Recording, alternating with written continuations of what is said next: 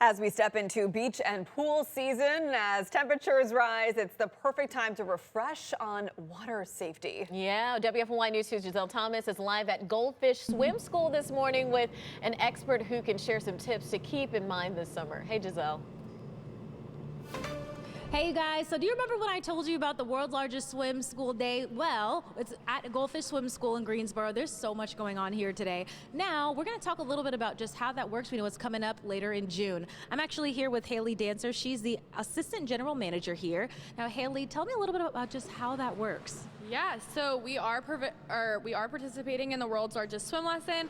If you guys are interested in participating in that event, you'll just give us a call at Goldfish Greensboro, and we can help you guys get registered. Yes. Now, I wanted to ask, I know a big part of that is safety. Yeah. So tell me a little bit about some of the main safety skills that you guys are going to be showing. I know you mentioned it involves rolling on your back.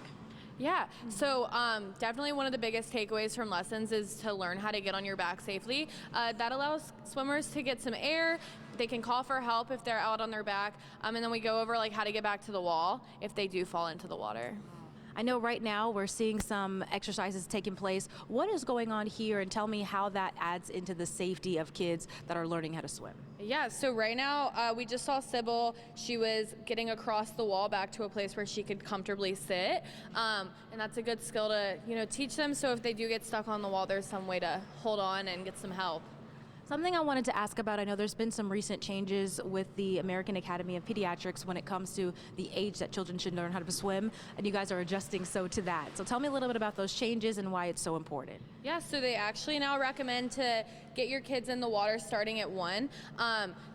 So we are just learning that the earlier you get them in, the better we're able to prevent the risk of drowning. So the earlier you start, the better.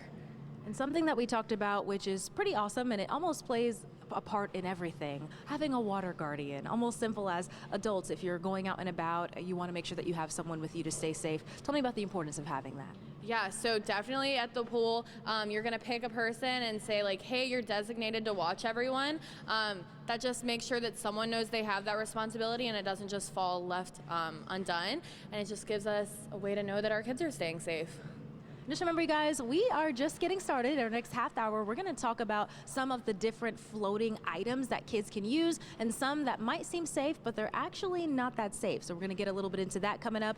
Live in Greensboro, Giselle Thomas, WFMY News 2.